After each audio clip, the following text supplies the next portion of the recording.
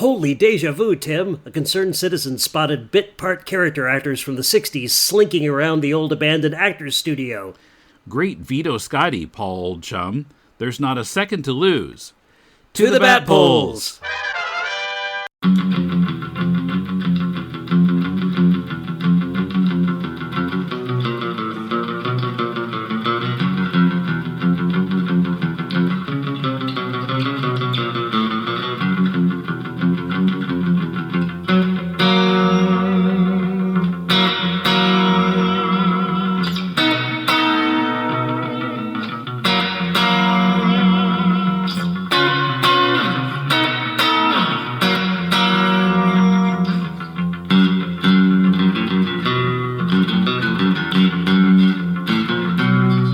Welcome to the Bat Polls, reliving our childhood since 2015. This is Tim in Tokyo with my brother Paul, back home in Iowa this time. Oh, come on, Tim. We've been reliving our childhood since long before 2015. Are we out of our childhoods by now? And joining us from Illinois, it's Ken Holtzhouser. Yay! Hey, everybody. Hey, Tim. Hey, Paul. I feel like Gil Fisher on the Fish and Musicians. Ken Holtzhouser. Woo! Ken Holtzhouser. Woo! And of course, Ken was last on when we talked about Joker's Flying Saucer. Ah, yes. Our episode about that. That's right. That's been a very long time. Our theme version this time, after we said last episode that we were tired of themes versions that A, copied the Ventures version, and B, were guitar tutorials, I decided to go with one that's both. From the YouTube channel Jason Reed, that's R-E-A-D, Guitar Lessons, uploaded June 12, 2017, entitled Batman Theme, The Ventures Guitar Lesson. And so, yeah, there it is right out in the open, the two things that we were sick of. And it starts out with what you heard, him playing the theme, and then he goes into the tutorial of how to play the Ventures version of the Batman theme. And he's got these black dice, big black fuzzy dice hanging off the end of his guitar. It seems like that would kind of get in the way of playing it, but... Well, perhaps it reweights it in some way that he finds useful. Well, since Tim and I are sick of both of the things that one is, we thought we'd just make that into the permanent theme from now on. No, just kidding.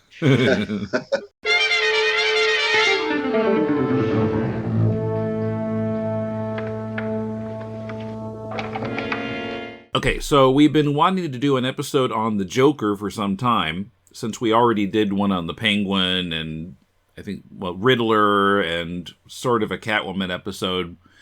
And in our recent listener survey, we asked for suggestions on what our angle should be for this episode. The question exactly was, suggest a possible angle we could take for an episode focusing on the Joker. We got a variety of suggestions, like comparing Romero's Joker to the Joker in the comics of the 60s, or to actors who have played the Joker in later movies or animation. But there were 4 people who made slightly different versions of the same suggestion, and I'd like to read those 4. First one, how his shift from sinister to silly in the 3rd season is perfectly legitimate and keeping with how he's been portrayed throughout the comics. So that's unique to this one, perfectly legitimate and consistent with the comics. Second one, the difference in how he was written as the show went on, from extremely menacing and evil, was willing to kill Susie, to the season 3 goofball. Do you think it affected Cesar's performance? Some think it did, some didn't. Third one, the fall of the character from sinister to man-child moron. Joel Eisner makes a reference to this in his review of Pop Goes the Joker, if I'm not mistaken. And yes, he does. I'll come back to that. And the fourth one, the often discussed but unsubstantiated idea that the Joker slowly devolved into a bratty child instead of a master criminal. So we're going to see if we can substantiate it here or not. So what Eisner wrote was in the Bat Scholar trivia, this episode marked the transition of the Joker from an arch criminal with a superior intelligence into a spoiled brat with a childish mind. Okay. And which episode is that, Tim? That's Pop Goes the Joker. So that's okay. The last one of season 2. Mm-hmm. So I thought first let's start with just some couple of general questions. What are some qualities you associate with Cesar Romero's Joker? Well, for me, it's that manic energy. I've seen him in a lot of old movies. I've seen him all the way back to with Shirley Temple, and he is usually a very suave and in control, the smooth ladies man that he tended to play, or the smooth villain. Lord only knows why they saw Cesar Romero as the Joker, but it certainly gave him an ability to let rip this inner madman that none of us knew existed. Mm-hmm. Yeah, well, in fact, one of the other suggestions from the survey was discuss how the Joker's personality relates to how audiences understood Cesar Romero and how it allowed more freedom for actors to go against type when playing a supervillain. So maybe Romero was kind of a trailblazer in that way.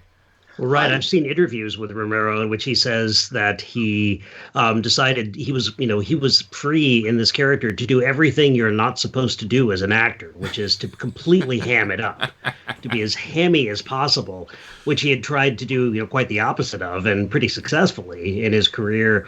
He played leading roles in at least a couple of Mexican films, as well as the character roles that he played in Hollywood.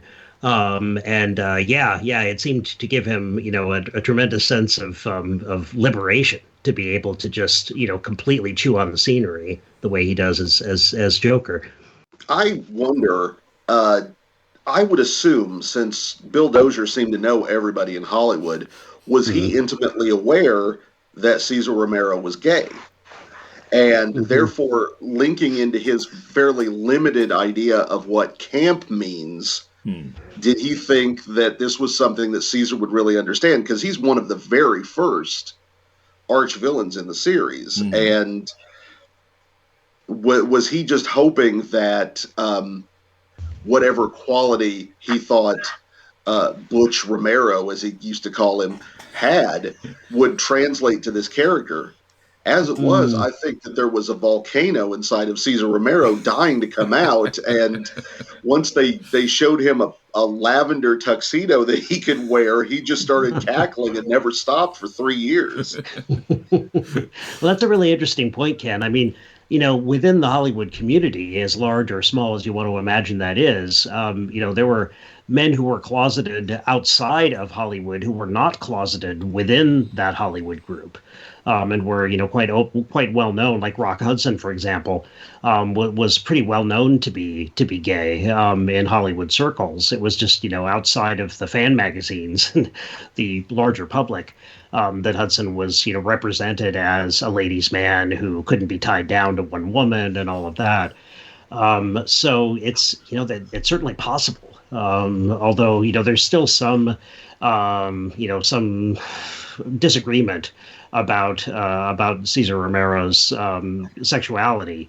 It's one of those things we'll never know. It's a black box. We'll never be able to ask him in a more enlightened age and have him answer that question. But it's a very interesting possibility, Ken. Yeah. Now, does Cesar Romero's Joker have any particular MO in the show? Like this, when he commits a crime or when he plans his crimes, how are they different from what other villains would do? I would say for maximum attention. I think, speaking of other Batman villains, certainly the Riddler liked to announce himself as the smartest man in town, and would create crimes based on a desperate need for validation and attention. I think that kind of goes along with the Joker, except for the need for validation. I think it's all about the white-hot spotlight of attention good, bad, or indifferent. So all of his crimes are, to me, sort of keyed to the idea of gaining as much attention to himself and his bizarre notions as possible. No two of his crime waves are the same. Some of them can be pretty straightforward and work to a theme, and then sometimes he's stealing a hairpin and a golf hole and a hoe and a hacksaw and all the rest of that kind of thing. Right. Because he's so malleable in that way, sure, build a giant flying saucer and terrorize the town. Why not? Turn the reservoir into strawberry jam. Yep, sure, that's on brand. Well, and I feel like more than maybe the other villains, Joker will start out doing things that nobody can figure out what this crime was supposed to accomplish. Like in The Key Caper, The Impractical Joker, he starts out like tearing up a book and smashing a record album. It's like, okay, how does he gain from this? Yes, but he's got all eyes on him, as Ken was suggesting, when he does things like that. And I was just watching The Joker's Wild before we started taping here, and there his Maul says, I'd like to go on a cruise. I'd like to go on a week-long cruise or whatever. And of course, she's not thinking big enough. But Joker gets the idea then that he's going to actually steal the cruise ship. Right there in front of everyone, at the moment of its christening, and gas Batman and Robin. Yeah, so, a bit audacious. Right. But why would it be worth doing? I guess if it weren't going to get everyone's attention, and either make them wonder. Yeah, where do you hide the boat once you've stolen it? That's right. Yeah, either make them wonder what the heck's on his mind, or just do something so bombastically audacious. The crime is the important part of it. What he actually gets out of it seems secondary to him. I mean, here's a guy with access to a time machine and a flying saucer and can't really think of anything to do with it to make money. He's just like, I have this key box and I can turn people backward and forward. Can he turn that into money? No. But it's fun. Isn't this great? Yeah, it's only a way to accomplish a different aim. We're going to poison the Gotham City water supply because we have this time machine, huh? Well, Noah Berlatsky on Sci-Fi Wire has an interesting take on Cesar Romero's Joker. He thinks this is from January 2020, I think, online, Sci-Fi Wire. He seems to think that Cesar Romero is not only the best of all of the live-action Jokers in the history of the Batman franchises, but that one of his greatest pleasures is getting away with something without, while barely lifting a finger. He writes about the art contest. As other contestants fling blobs of paint and make giant bold swoops and swirls, the Joker dabs and brushes without ever actually touching the canvas. When he's done, it's completely blank. What is that? My painting is titled Death of a Mauve Bat. Where is the bat? Well, the bat, gentleman, is dead. It died in 1936, a very bad year for bats. Of course, he wins first prize. Who needs elaborate plots when you can wreak so much sinister glee without even trying? I thought that was an interesting entree into the character. That his, it's almost as if coming up with a crime that would produce like financial gain would be too much work. What he really wants to do is just have a really darn good time. I think he was onto something with that too, in that the previous question about how Cesar Romero's Joker compares to the comic book Joker, he might be the purest distillation of the Golden and Silver Age Joker, in that he's not consistent at all. He's written to be smart or stupid, back and forth. It almost like it reflects the millions of writers that had been writing for that character over and over and over without much consistency. Yeah, well, he gets, at least four different writers on the show. Mm-hmm. But Bob Dozier and Charles Hoffman and Stanford Sherman and Stanley Ralph Ross in the Catwoman team-up. And that the difference in writers does account for some of the variation in the character over the course of the series. That lack of consistency is how in the first and second season you can take episodes that were built around other villains like Two-Face or an astronomer or whatever and just throw Joker in there and it's fine. Anybody else, you would have to start adding more things to the script. You'd say, okay, we got to figure out how to work umbrellas into this. We got to figure out how to work whatever. Where with whatever the madcap scheme is, it's like, just give it to Joker. He'll run with it. It's fine. Right. Yeah, so we'll just make it more obnoxious, and then it will fit him perfectly.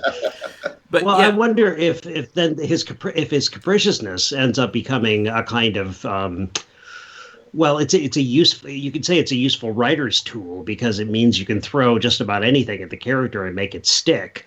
But on the other hand, we might consider that capriciousness kind of a cop-out because then it means that the character is something for, he's everything to everybody and therefore nothing to anybody. That would be the more cynical view of what possibilities that capriciousness allows the writers.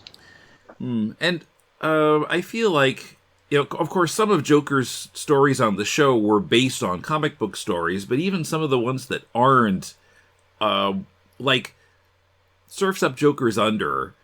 I mean, it's a dumb target to become king of the surf, but at the same time, it's not impossible to imagine that happening in a Silver Age Batman comic book. Mm-hmm. Very much. And once again, where does the money come in? Yeah, he's going to become famous. So, but yeah, right. There's no clear path to riches in that.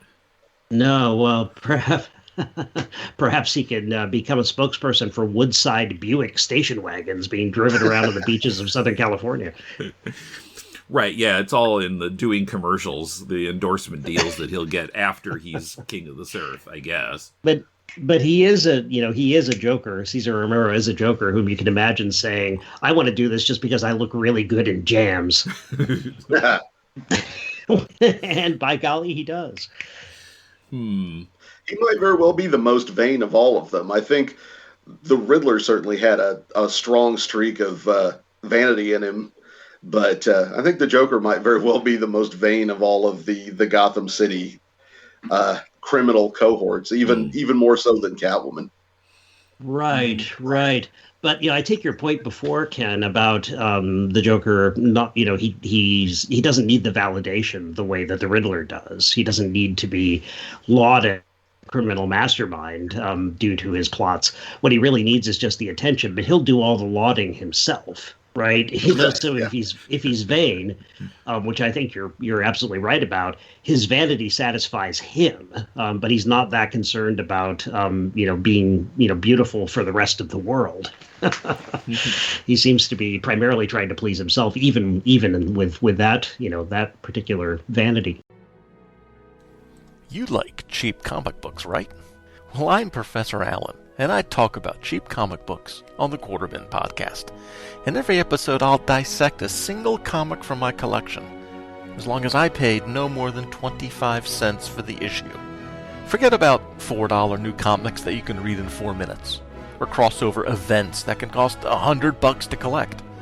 Join me in the Quarterbin, where even bad comics are a bargain, and good ones are a steal.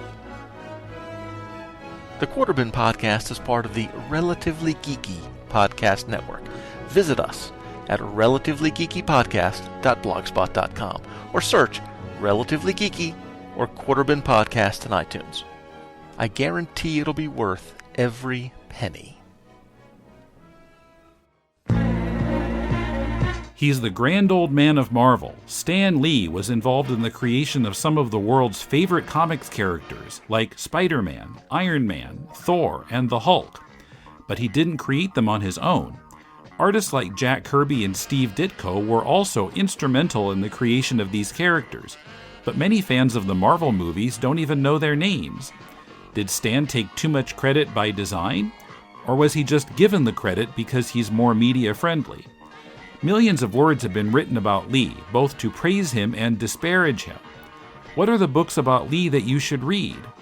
On Deconstructing Comics, we're going to screen the books about Lee so you don't have to. Join us, true believer, as we read as many books about Stan Lee as we can stand, and compare them to each other. Find Deconstructing Comics in your favorite podcast app. Excelsior. So, I don't know how much Joker you watched ahead of time. I watched almost every Joker story in the past week or so. This is why we call this the research, a research excursion to Batman 66, Ken, because Tim does 3 times as much research as I do. He is a deep diver. So what do you notice changing in Joker, if anything, from the start to the finish? I genuinely don't see a huge amount of changes to the way Cesar is playing it. I think the material is what changes. Now, I had mentioned that I had like a theory of the mission statement of the 3 seasons, and I think that's where the overall change in the Joker comes from. It's not necessarily Cesar's performance, even though I will concede that he's starting to run out of gas in the Joker's flying saucer.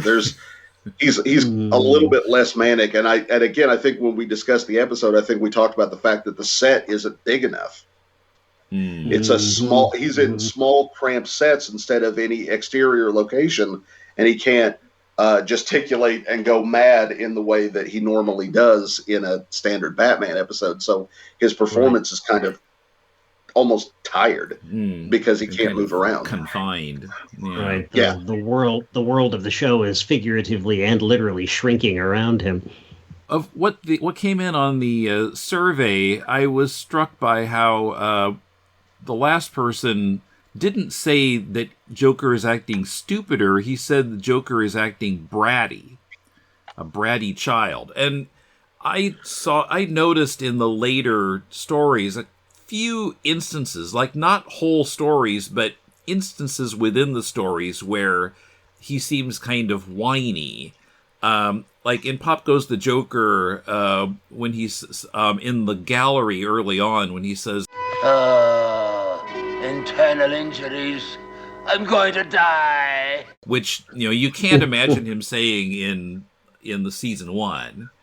Or in Surf's Up Joker's Under, when he's, complaining that, being first isn't a criterion for winning in the surf contest. Like, why not? Why not? I won! That Batman came in second! The order of finishing isn't what counts, Joker. Why not? Why not? Losers don't come in first. I've tallied all the judges' points. You got 1 for being the more colorful surfer. Batman got all the rest, including 50 for avoiding a dangerous hazard, a shark. Oh, big deal. A simple deal, thanks to the shark-repellent bat spray in my utility belt. Well, what about my tricks and my technique? You mean my tricks and my technique? All transferred to you by that nutty surfing experience and ability transferometer. And then, of course, there's Ross's Joker. 1 million of anything is a lot. Probably the most childish line he has in the whole series. Or, and unless my youthful eyes are deceiving me, that looks like the dynamic dimwits in that office. You're going to kill them? I hope. So I think there is something to it, at least in certain scenes. Right. Well, that 3rd season Eartha Kitt episode arc is really a lost opportunity, because it seems that Stanley Ralph Ross has written Joker nearly as a glorified hench person for Catwoman rather than as a character in his own right. And that may be because, Stanley Ralph Ross was smitten with Catwoman because she was his creation and, didn't want her upstaged, it seems. Yeah, I mean, he had written almost every Catwoman story except for the Sandman team-up. So, that was, Catwoman was kind of his character in terms of the show. Right. I mean, even when the actress changed, he was still writing Catwoman. But yeah, I mean, that team up with Joker was one that I just couldn't watch again. And I didn't feel like seeing the Keepers again. And, it it's just a hard watch. And I watched everything else except I didn't watch The Joker's Last Laugh again because we had just watched it for the script episode recently. But then I watched everything else. Oh, except I skipped Zodiac because I didn't have time. I love Zodiac anyway, so I didn't think I was going to get anything new out of that, except I love it. But yes, it's like Stairway to Heaven. You can't really listen to it anymore after a certain point. You just, either admire it or you don't. Yeah. I'm pretty sure that was the first Batman episodes I saw when I was 5, was the Zodiac Crimes. And, that's, aside from that nostalgia, I'm never going to lose my fealty to that particular arc as my favorite of the series. Mm-hmm. Yeah, it's a hard one to give up once you've fallen for it. I feel the same way. There's a way of looking at the 3 arcs, and Ken, I'd love it for you to go a little more deeply into your sense of the kind of mission statement of the Joker in each season.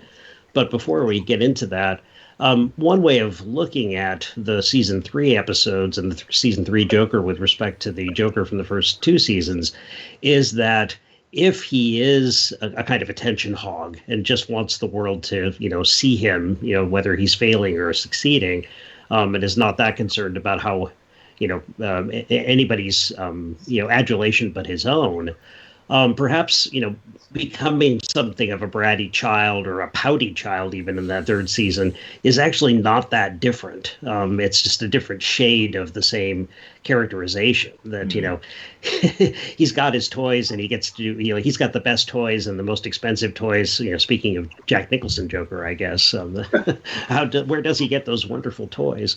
In the first season, but by the time we get to the 3rd season, he's seems quite complainy, as you said, Tim. But that may in a way be strangely in character for that kind of childish look at me, balancing myself on the fence kind of act that Romero's been putting on for the first 2 seasons. Yeah, and I feel like Romero is still. There was the question about if it affected his performance. I mean, I think he. Still puts himself into it all the way. Just even though it's written in a different way, somewhat different way than like the Joker's Wild. Mm-hmm. Yeah, he's still earning his $2,500 an episode or whatever it is, or an arc. Something else. Paying him for the chuckle. Something else that I noticed that has nothing to do with Romero or the writing.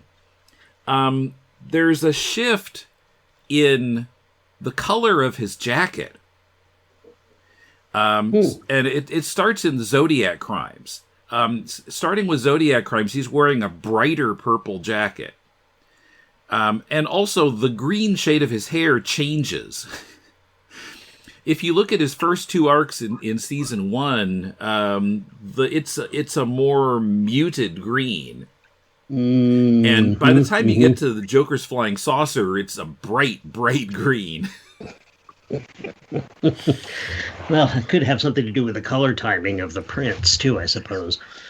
The one that gets to me is that his red mouth line becomes bigger and more pronounced as the show goes on, where he's got almost a subtle lipstick grin in the first season, but by the time we get to, say, that Catwoman arc, it's this huge red mass running across his face. Interesting. He's got Kool-Aid mouth. I took a bunch of screenshots. I'm going to put some of them in the show notes, from various episodes, so you can compare. Yeah, gee, if I look at him in the Flying Saucer, yeah, it's just like all over his face. He was drinking Kool-Aid.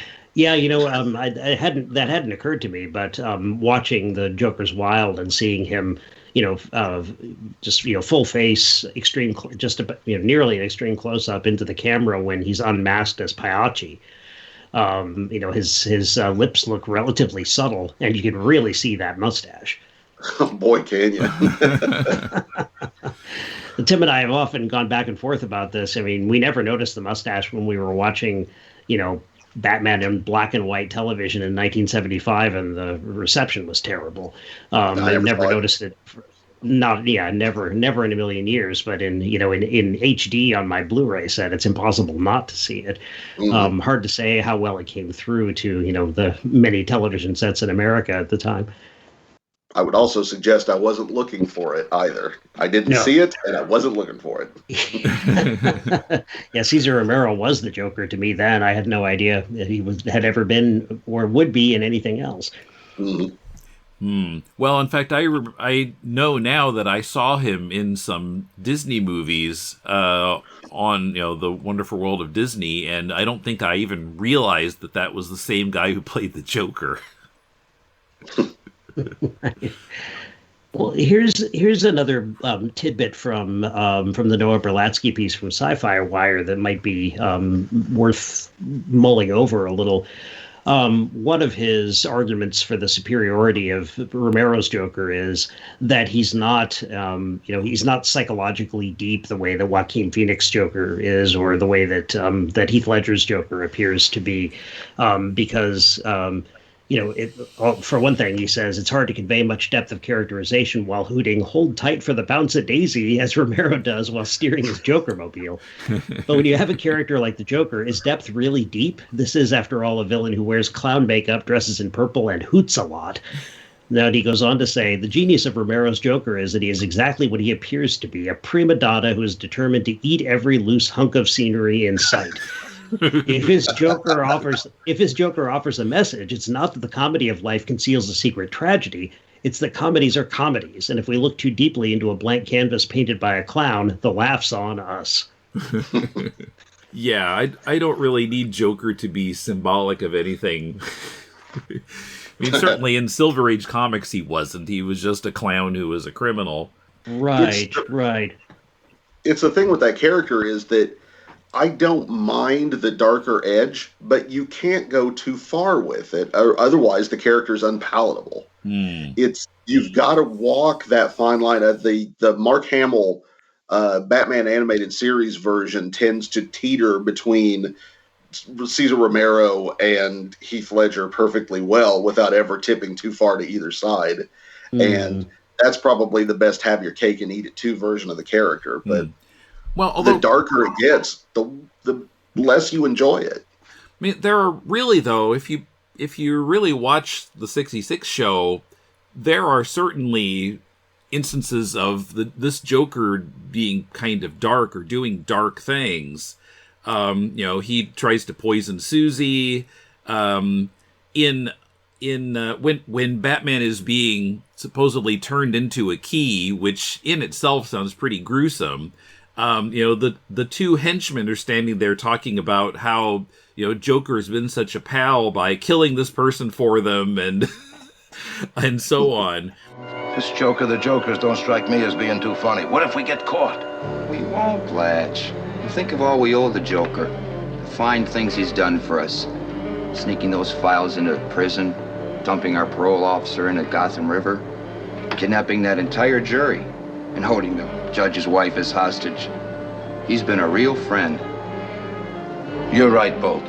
There should be more fine, upstanding men like the Joker. And, it's all kind of drenched in comedy, but at the same time, there are, a number of dark things that the Joker does. In Pop Goes the Joker, when, he's seems to be, he's teaching this art class, and then he turns on everybody, including Baby Jane, and she feels all betrayed, but he's like, whatever. And then he's on her side again, and then he betrays her again.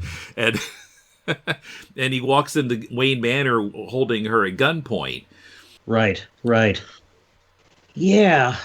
So it's not that he's not dark, but it's just kind of the presentation kind of maybe obscures that a little bit.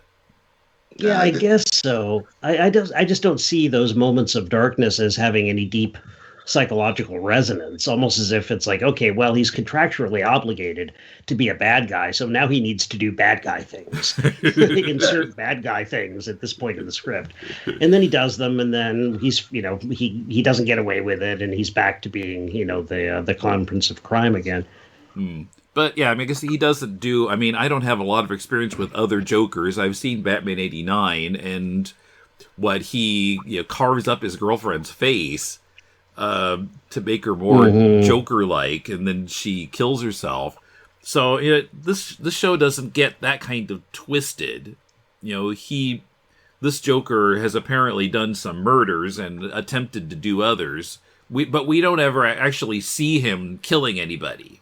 Right. The Romero Joker. Where, like in other iterations of the Joker more recently, he is killing people, and sometimes in pretty twisted ways, and there's no comedy involved at all. So, Ken, have you seen the Joaquin Phoenix Joker film? Oh yeah. Oh yes, I've seen that one. Yeah, I guess where it gets really tricky to appreciate it. It's hard for me to like that film. I mean, maybe it's hard for anyone to like that film. It can be appreciated. But I get the feeling that film really wants us to think of Joker as subversive in some kind of politically progressive way. And yet, he's, clearly, pathological to the point of being dissociative in the film. And is also, he murders people, right in front of the camera. Spoiler alert, when he goes on the talk show. So it's difficult to sort of gain him back as a subversive figure when he's, clearly just a kind of loose cannon simultaneously. And that's, a line that the Batman 66 show obviously, would never cross. But if you're looking for a psychologically deep Joker, maybe Berlatsky is right that you're kind of, you're looking for something that can't exist or shouldn't exist. Perhaps if the character is still to have any of the kind of attractiveness that the Cesar Romero Joker, happens to have. Yes, he's a bad guy, but boy, he sure looks good doing it. It's kind of hard to say that about Joaquin Phoenix at the end of the Joker movie. There's nothing good looking about it. You in the film you have a sympathy for the Arthur Fleck character. Sure. And apologies to everybody who hasn't seen this movie. It is a couple of years back, but the audience has sympathy, and the film is giving you this notion of Gotham City as this terrible place that would stew and create this sort of damaged person who would accidentally become a pop icon and cult figure to the masses, and the seeming idea of him being their voice. You have sympathy for him because he didn't plan the first murders that he is involved with. Right. The movie will turn before you get to that, and around the time of the death of his mother, the audience has thoroughly lost sympathy for him. He is now no longer a sympathetic character, and is just this walking nightmare that is inflicting himself on the public, that have unfortunately still made him a reverential figure. So it's a complicated watch. Yes, I like this idea of, I don't know if I like it, but I appreciate it. I think that might be the best way to sum up your feelings when you're viewing that movie. Yeah, the trouble I have with that film is it's difficult to tell which side the film itself, like the narration of the film, is asking us to be on, and maybe that's part of the point, is to leave that ambivalent or ambiguous. But nevertheless, it's if there's supposed to be any iota of sympathy left for him, even though he is a monster, because he was created rather than having created himself. He was created by circumstances, or the situation, as well as his history and his home life and all of that. But I think Berlatsky's point is that the pleasure of the character of the Joker as an artwork, if you will, as a creative a created icon itself, is precisely this kind of showboating, this kind of this tremendous showmanship that it allows one to feel a little giddy in one's own childishness, at least, momentarily. The pleasure of that kind of ostentation and the wish fulfillment that it describes for a viewer is worth something, I think, is what Berlatsky would say. Whereas it's once it gets once that impulse gets garbled in a deeper psychological trauma of the character, as in the Ledger or the Joaquin Phoenix version, then the character loses something of what the character had become by the time those films arrived. I think the most legitimate Joker moment in that movie is at the very end when he is basically being cheered on by the crowd. That showboat, that's the showboating. That's the time that genuinely feels like it might be that character and not somebody dressed like that character, which is what we get through the rest of the movie. Yeah, I see what you mean. It could easily have been a watered down John Wayne Gacy story, or here's Bernie Getz in green hair or whatever. That attention seeking, that showboating, that felt like legitimately the character that I've come to know these last 50 plus years. Not that we're counting. No. Yeah, like I said, I have not seen many of the other versions of Joker, but aside from Romero, do you have another favorite? I will straightforwardly, I'll throw it in for Mark Hamill, because there's a taste of Cesar Romero in there. There's a taste of Nicholson. There's a taste of everything that's come forward, as well. It's mixed into that sort of weird Blue Meanies Conrad Veidt voice that he's doing for the character. It feels authentically trickster, which, again, I think as the modern movies get more dark and serial killery, we're moving away from that trickster archetype that he really should be representing. Yeah, I can see that. I wish I had more familiarity with Hamill's Joker. That's a part of my early adulthood that, just there was no time for Batman the Animated Series when that show was on television. I was in Japan by that time, so... Yeah, so now I own the set, Ken, and have never cracked more than 2 episodes just to hear, the voice of Adam West. The episodes we've talked about. But, I know this is heretical to say, but Jack Nicholson's Joker never really appealed to me. But he may be the closest to Cesar Romero we've got in live action. Just in the showboating and the way over the top scenery chewing impulse of the '89 Batman movie. I think Nicholson's really got that down. The hubba hubba hubba, who do you trust stuff. But it feels kind of like watered down Cesar Romero, interestingly enough. I know, to compare, to say that Jack Nicholson is a watered down anything is probably heretical in itself. But I wouldn't say that he's my favorite. I say I really do appreciate the Heath Ledger Joker, in part because I don't feel as though there's any interiority there at all. It's it's all everything he puts into the character is all about destroying the world around him, which is, I guess, another version of capriciousness of the Cesar Romero sort, perhaps. I would not list him above Cesar Romero, but I think he's got a version of the Joker that is viable and worthwhile, even if it's not the one that I favor. Do you think Nicholson was picking up anything from Romero, or is he starting with a blank slate? Or no. I think he's absolutely influenced. I think with Cesar as the first version ever performed, I think that everybody that comes after is either going to be judged by how much they're like him or how much they're not like him. Yeah, I suppose that the impulse is either to crib from him or work completely in the opposite direction from him. Mm-hmm. Yeah, I think his wings might have been clipped a little bit in the sense that he really did have to, have some kind of riff on Romero, even if it wasn't a rip off of Romero. Trying to think.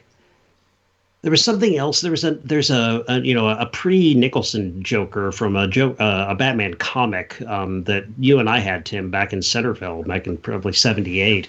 I can't think of which issue it is. It's not Detective, it's Batman, but it's a Walt Simonson drawn Joker story in which Joker at one point, and it's a beautifully laid out scene, although it was horrifying to me as a kid, where Joker is mad at one of his hench people, and in this long horizontal skinny panel, he aims a gun at him and pulls the trigger, and this huge flag comes out that says "bang" in the next horizontal, full length of the page panel or full width of the page panel, so then his flunky says, "Whoa, Joker, you really had me that time." And then it turns out it's a dart gun. And the flag goes right into the flunky's forehead and kills him. I remember, being 11 and thinking, "Whoa, I don't want to see this," but also just being stunned by the brutality of it and by the, kind of bang, there it is, it's done. I did it. I'm walking away from it. That feels more like where Nicholson's Joker went, with that kind of just casual brutality, which for me does kind of undermines the showmanship, the showboating of the Joker of Cesar Romero's rendition. Mm-hmm. So nevertheless, I do agree with Ken that there's an awful lot of Cesar Romero, at least riffing on maybe that kind of casual brutality of the Nicholson Joker was a kind of undercut of or a way of varying what Romero did, of putting a little bit of variation into it, so that Nicholson had his own take, as well as paying homage to the master. Yeah, I'm not sure if I still think this. Maybe you have to watch it again. I don't know. But I remember when I first saw Batman '89 in '89 in the theater, I was thinking, Romero's Joker was really methodical, where this Joker is crazy and not methodical, just kind of doing random stuff, it felt like. And the movie was kind of making that its plot, and so the plot was nuts. The plot didn't make any sense to me because it was just kind of meandering all over the place, I thought. Mm. Well, I think that's fair. That the Hollywood writers were on strike when that film went in front of the cameras. So there was some improv in that film that didn't work very well. Some improvisation. I'm sure it wasn't shot live. They would rehearse an improv, and then they would go ahead with a written down version of what they gained by improvisation. But there were a few scenes that felt like they just shouldn't have been in the film. They were so kind of shoddily plotted and so hard to imagine as part of a logical cause and effect plot. But that may have had less to do with Nicholson and the Joker, and more to do with the crisis that Hollywood was in 1988. Mm-hmm. It's pretty well documented that whole final act where they go up to the church tower was there purely because Jack Nicholson and John Peters went to go see Phantom of the Opera in London, and then came back and said, "We have to end the movie in a bell tower." And so they had to construct sets and go through all of this because these two guys decided to go to the theater on their day off. Oh man, I had never heard that before, Ken, but yeah. No wonder it felt like it was slapped together. That's that kind of freewheeling improvisation that they were doing in that movie, where they would set up plots that just never went to fruition. Mm-hmm. I think I complained when you guys did an episode about Batman '89 over the fact that it's bothered me forever that they waste so much screen time talking about the 200th birthday of Gotham for that to mean absolutely nothing to the story. And the big parade they're going to have that never happens. Yes, they hung up Chekhov's rifle in Act 1 and nobody got shot in Act 3. Amen. Laid out so much groundwork for that to be absolutely no use to anybody whatsoever. No, because we saw the Hunchback of Notre Dame, and there's this bell tower. But there's no parade of the Hunchback of Notre Dame. We'll just cut that scene. And Prince. Let's get some Prince music in this. This is going to be great. Right. Well, yeah. like Prince boy. just kind of pushed himself onto the project, didn't he?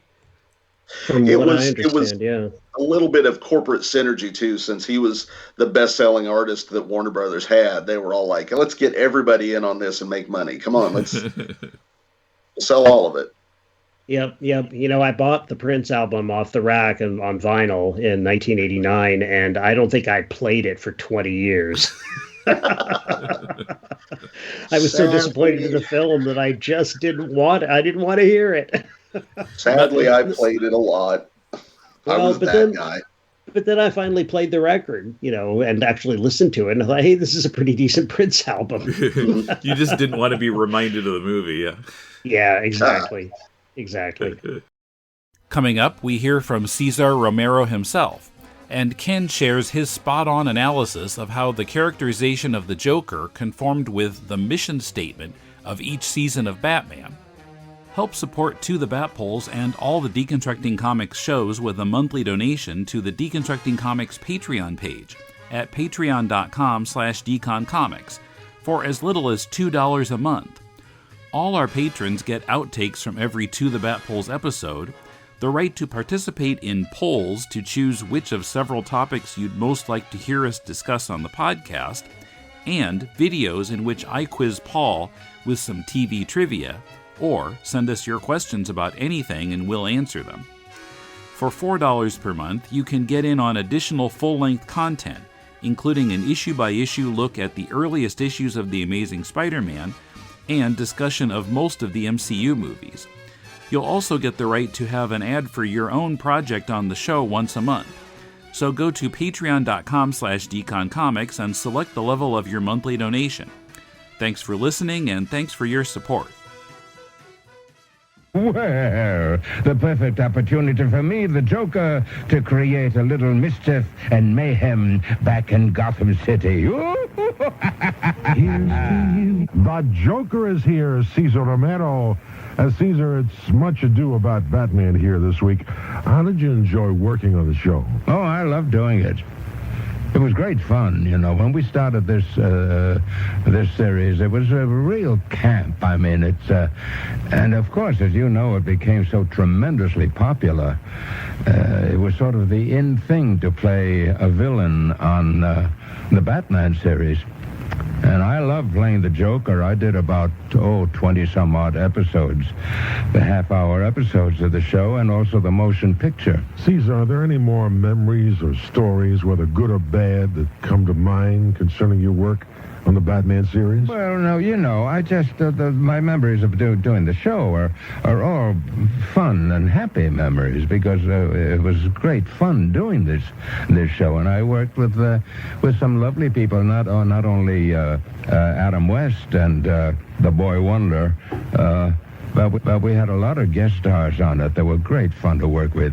I played with 3 different Catwomen, and 2 of them, of course, were Lee Merriweather, who did the motion picture, and she was wonderful in it. And I did several episodes with Eartha Kitt playing the Batwoman, and she was wonderful in that character. And, of course, it was great fun working with Burgess Meredith. He loved playing the Penguin, went around quacking all over the place. But we had great fun. Nobody was taking it seriously. It was something you could go in and just relax and enjoy doing it. Well, we've enjoyed you, and we are still enjoying you, Cesar Romero, as the Joker. And we appreciate you being a part of Batman Week on KRLA. Now, how about one for the road? Don't hike nobody, Joker. Hello, I'm Ken Holtzhouser, and if you're looking for something new in comic books, may I recommend my newest comic, The Quick and the Dad, a love letter to the DC, Marvel, Archie, and Harvey comics of my youth. This comic has everything. It has spaceships, dad jokes, alien invasions, time travel, supervillains, and so many bad puns. Hopefully you'll like it. It's the cutest comic you've never heard of, and it's available today in print and digital from indieplanet.com. That's The Quick and the Dad. Join that other dynamic duo, won't you?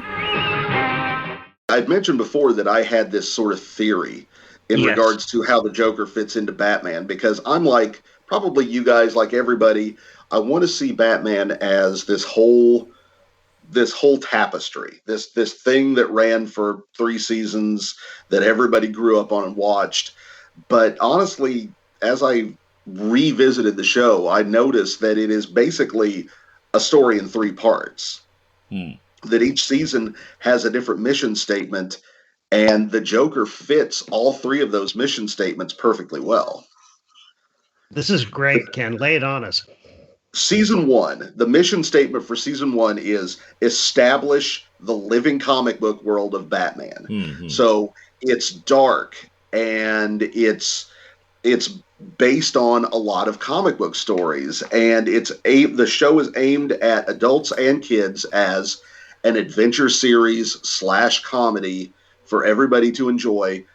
The sets are darker. The stories are they haven't quite settled fully into formula yet. They're relying heavily on the main comic book villains, and the Riddler is the superior character of that first season because he fits into that dark, weird, kind of strange world, because that's all Season 1 wants to do, is establish the world of Batman. Season 2, the mission statement is to establish the phenomenon of Batman. Between Season 1 and Season 2, they've suddenly become the hottest thing out there. Every celebrity wants to be a villain, so that's the way the show is. They aim the show now completely at the hip, and they aim it at teens who are taking it as a fad, and they're opening the doors wide to anybody who wants to come on and be a guest villain. Come on, it doesn't matter if you're fit. It's actually better if you don't. Welcome aboard, Liberace. Welcome aboard, Zsa Zsa Gabor. Let's go. Let's make this happen. Milton Berle. And Milton Berle, the character that benefits the most from Season 2, which is now, because it's aimed at teens and this idea of being hip, it's now a funnier show. It's not an adventure show anymore. So it doesn't have the dark corners and the spookiness. They've thrown the comic books out, because at this point they feel like, we've got this. It's fine. Catwoman comes off the best. And they've cranked up the lighting on the set. Yes.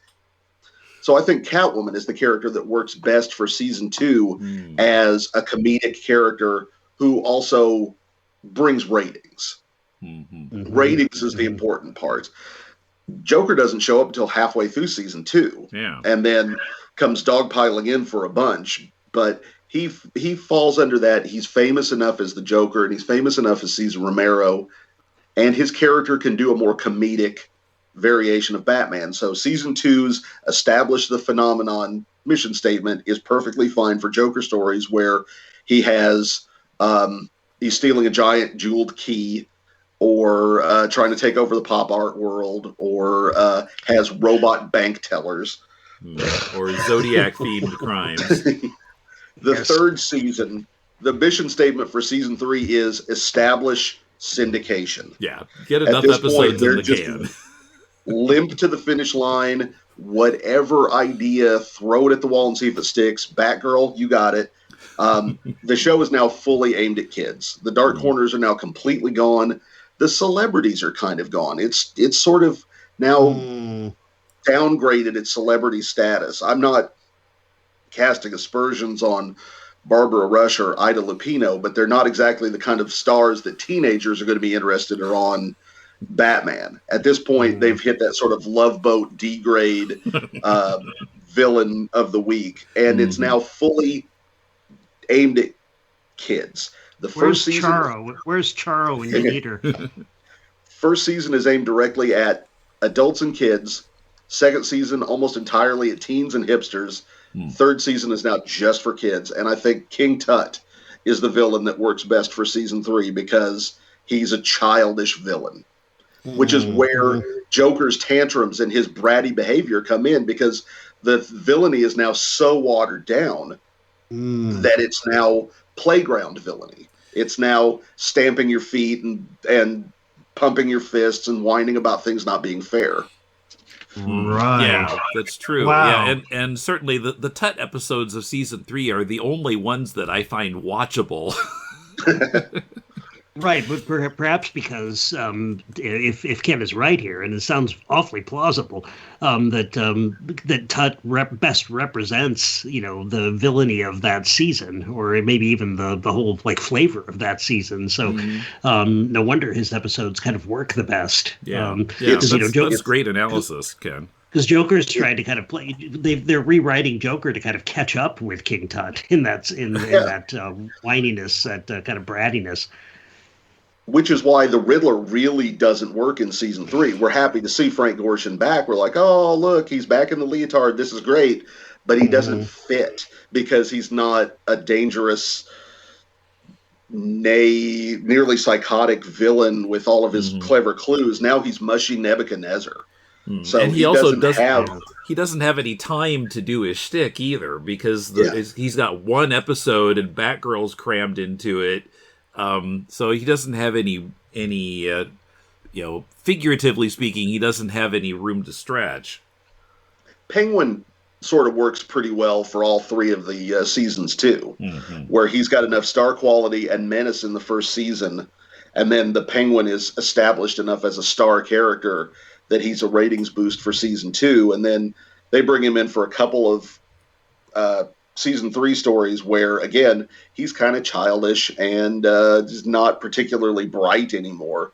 So when they level this claim at the Joker going from master criminal to bratty villain, they all do it. All bratty the ones that started in season 1 all devolved to the point where they're just watered down versions of themselves by the end.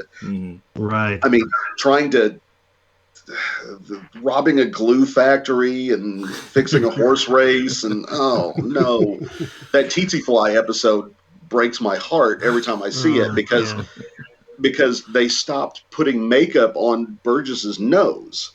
Oh, that's right. So that nose sticks out like a carrot on his face compared to the rest of his face, and that's that point where I feel like at this point everybody in the show gave up. Yeah, well, at least somebody had finally cornered the perfume market of Gotham City. You got to give somebody credit here. Yeah, never mind the rest of the country or world. Just Gotham City. That's good enough, Louis. Yes, and only the southwest quadrant of Gotham City, for that matter.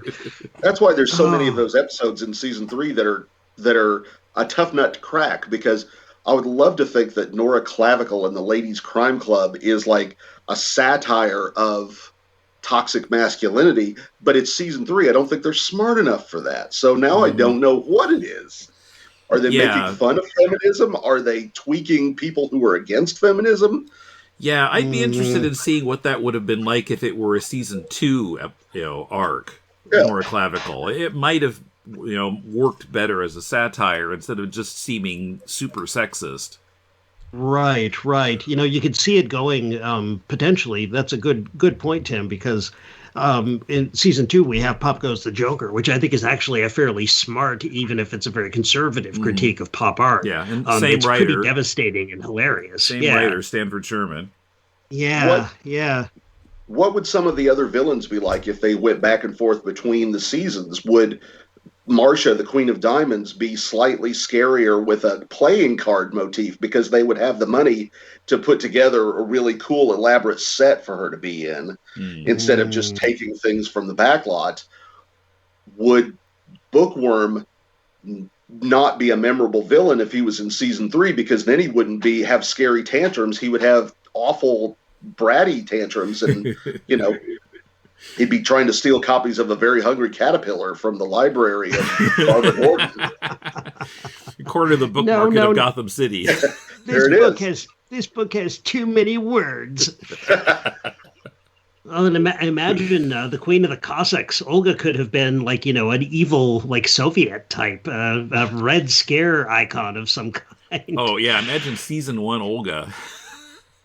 Yeah. Should have been like a Bond villain. Yeah, look at Mr. Freeze in season 1. He has that calculating Bond villain thing going for him that he loses right away. Yeah, she could have been a scary threat to national security, which again, I think all of us have lamented on the show at one time or another that they got too hooked onto a formula too quickly.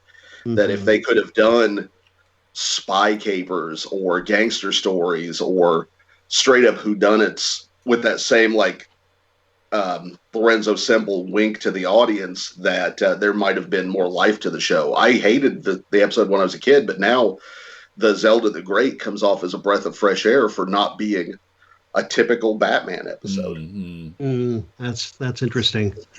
Huh. Wow, Ken, you have really enlightened me quite broadly and deeply on both the series and on the Cesar Romero's Joker, and just the Joker more generally. So that's really interesting stuff. But yeah, I mean, go ahead. Oh, I was going to say, I think Tim had said each season gets the Joker it deserves. Yeah, exactly. That's what I was going to bring up. Yep. We could not put it any better. Yeah. Yeah, so he's kind of a Joker for all seasons, you could say. Ooh, terrible pun. Here I am living with my father for the next 6 days, and I get puns from you too? Why are you doing this to me? Well, as my kids would say, when you, me, and Dad are together, it's like 3 of me is there. Because we're making these jokes with each other and puns and... They broke the mold, and thank God for that. And one more thing about Cesar, Adam said that in his book and a few other places that Cesar would fall asleep between scenes. Mm-hmm. That they would put like a towel around his neck so he wouldn't stain his suit. He would sit down in a deck chair and just go to sleep in between camera setups. And then they would nudge him and say, "It's time." And he would explode out of the chair as this huge comet of energy. Do the scene, nail it, always be word perfect, and then go back to the deck chair and fall completely asleep again within 19 seconds. It's incredible. Watching the Joker's Wild today, I was just kind of in awe of the energy and of the control he has over that energy as well. If he needs to pull back, he pulls back, and then he explodes out again. He was 58 when he first was cast as the Joker. Wow. That's crazy. 6 years. Yeah, I mean, how do you do that at that age? And he looks like a man of 30 years younger. I think Adam West was quoted as saying, I don't think I could have done what he does in my 20s. And for someone relatively vain as Adam West was as a younger man, I'm sure that was hard for him to say that he'd been bested like that. But he really had a lot of respect for Cesar Romero. I loved all those bits, like in Pop Goes the Joker, where he's taking the wraps off of the paintings that Alfred have done, and he's upset, and he's giggling while he's upset, which is an amazing touch. That's amazing instinct from an actor right there. Yeah, I just watched that last night, and I had sort of forgotten about that bit, and as it was approaching, like, oh yeah, that scene's coming.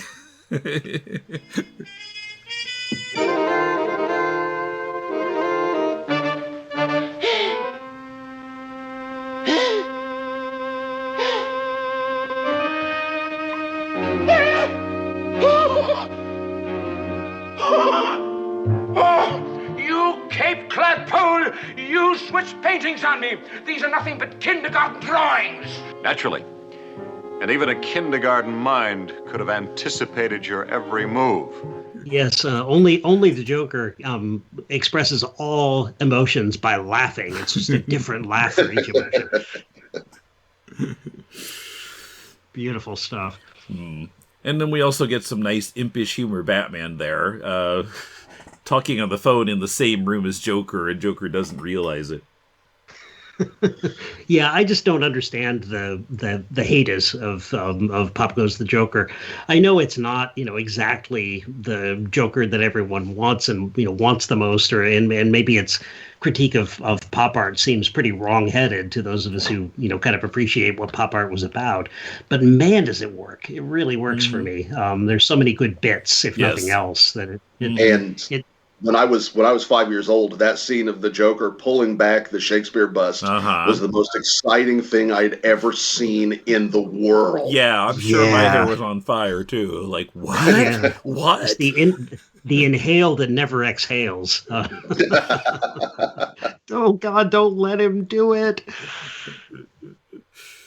And again, we were spared the sight of him in a Robin costume, though, so that might have been fine all by itself too. Yeah, I still have, sleepless nights where I'll, suddenly wake up bolt upright. It's like, no, I don't want to see Jill St. John speaking with Burt Ward's voice ever again. Sorry, I know that's not what we're talking about, Ken, but it suddenly put me in mind of that, Joker wearing a Robin costume. Somehow it brought that other repressed memory back. When we were starting to do this podcast, and I hadn't seen the show in a long, long time, one of the scenes that I still remembered was Joker discovering the bat poles. And I was just kind of waiting for that. Which episode does that happen in? Nope, not this one. Nope, not this one. We got to Pop Goes the Joker, like, there it is. Yes, and Penguin in the Batcave is another great moment for me as well. Oddly, when I was a kid, I also have really strong memories of Batman and Robin disappearing into their giant strawberry birthday cake. Oh. Mm-hmm. Yes. Yeah, speaking of strawberries, I have strong memories of hearing Robin say the line, "Tastes like strawberry axle grease." Yes. That was before I even knew what axle grease was. I'm not even sure I knew what an axle was at that age. Okay, well, anything else we need to say about the Joker here?